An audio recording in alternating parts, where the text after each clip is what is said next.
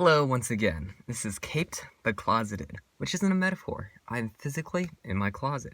And that is because I am a teenager and I have paper thin walls and I'm just too insecure to have my parents hear what I talk about. So today I'm going to be reviewing the film Troop Zero. So for those of you who don't know, this is a star-studded cast released on Amazon Prime Video.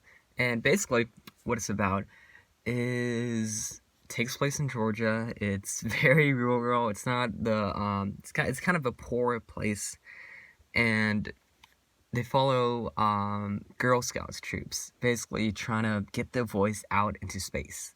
As some of you might know, they made a recording with all the biggest songs, Beethoven and Johnny B. Good, and everything like that back then. And now, Girl Scouts get the opportunity to add their voice to the record. And there's the snooty group, the one who are mean and bully the other kids, and then there's the misfits, who start their own troop named Troop Zero. And the film follows them as they earn enough badges to be in the competition to which they can actually add their voice to this recording. Now, right off the bat, what stuck out to me, and I think will stick out to a lot of people, is the acting in this film. It's phenomenal. Whenever somebody approaches a film starring mostly children, you always get the worry that, well, it's going to be good, but good for children. It's not going to be actual complex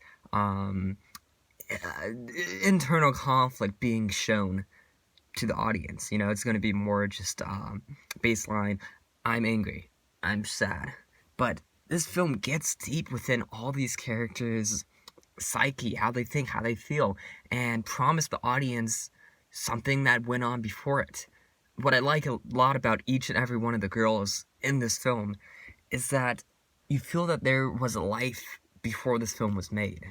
You believe struggles they're facing, you believe trauma that might have actually happened, and you believe the joy. You believe the connection that all of them feel. And I'm going to say the film is the best when it's just all the girls interacting, dancing, laughing, having fun, letting their freak flag shine. Because they're wonderful. They're wonderful. Of course, there's also the more star-studded actors in this film. Jim Gaffigan giving one of the best performances I've seen from him since ever. He's really playing against type. He does an accent. He's kind of a bumbling fool. But loving. You might even call him a little bit neglectful, but it's not out of maliciousness. He just doesn't always understand his daughter. But God, does he love her. And it's these sweet conversations they have with one another that really just make my heart smile. Viola Davis, she's wonderful. She's always wonderful, man. Allison Janney is a character I liked a lot because she was quite evil, but yet at the same time, you were curious of why she was this way. She always seemed human, even in her snobbish, at times oppressive attitudes towards these little girls. And my only thing with her is I wish there was more. I wish I got to see more of Allison Janney, her backstory, why she is the way she is. Instead, the film just kind of resolves the conflict pretty quick, does a kind of a 180 with the character. It's somewhat believable, but it just feels way too sudden in my opinion. In talking about the characters, I'm going to actually have to also talk about the setting. Rural Georgia. Rural is a tough-ass word to say, my bad. Rural Georgia. It has its personality. It's the dark green hazes.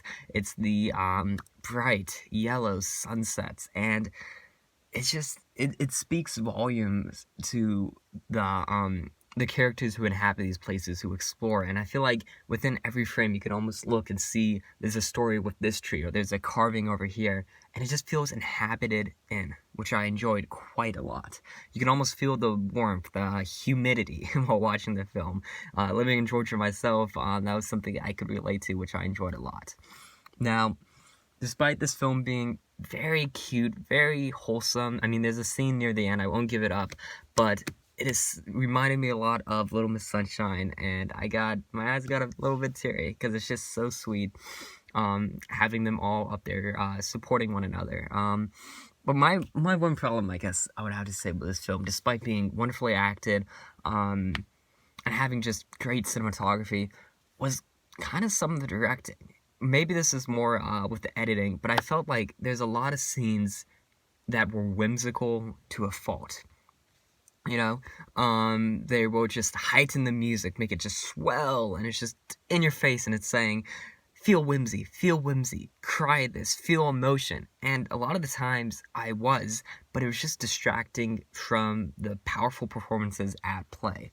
It felt more contrived, manipulative when when the film was basically shoving it down your throat that these are magical, beautiful scenes.